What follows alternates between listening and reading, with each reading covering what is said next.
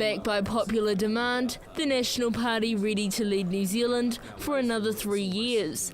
The 2014 general election results revealed National the clear winners, taking out 48% of the vote, an improvement from 2011, turning 61 seats blue out of the 121 parliamentary seats.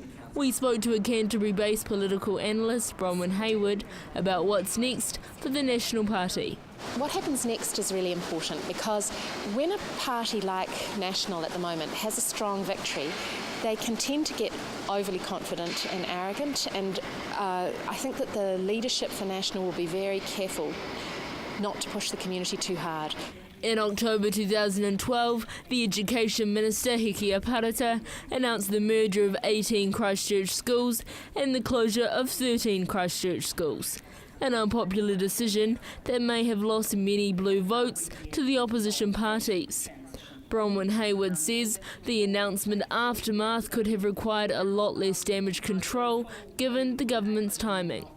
The experience of the Christchurch schools debacle was one that National, I hope, has learnt from. Don't push a community that is suffering too hard.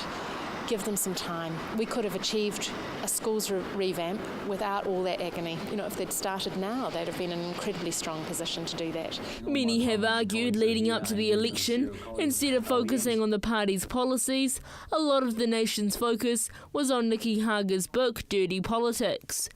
When it came to the election results, the effects of the book did not appear to make much of a difference. Bronwyn Harward explains why. I think that the effect of all of the dirty politics issues and the surveillance, that will take quite a lot of time because communities need time to think about that. That's going to be a different conversation.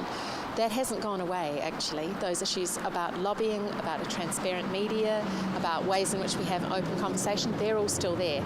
Looking ahead to the next 3 years, this Canterbury political analyst believes the lessons learned from other cities recovering from disasters for the government is to be very careful to have open decision-making processes. What can easily happen is that it becomes a company town and that the government is issuing all the contracts, it's doing all this rebuild work around us, so people become very cautious to speak out, and actually healthy governments, healthy decision-making needs lots of voices in there. So we have to really concentrate on our decision processes now to make sure that they are open and inclusive, as well as moving us forward.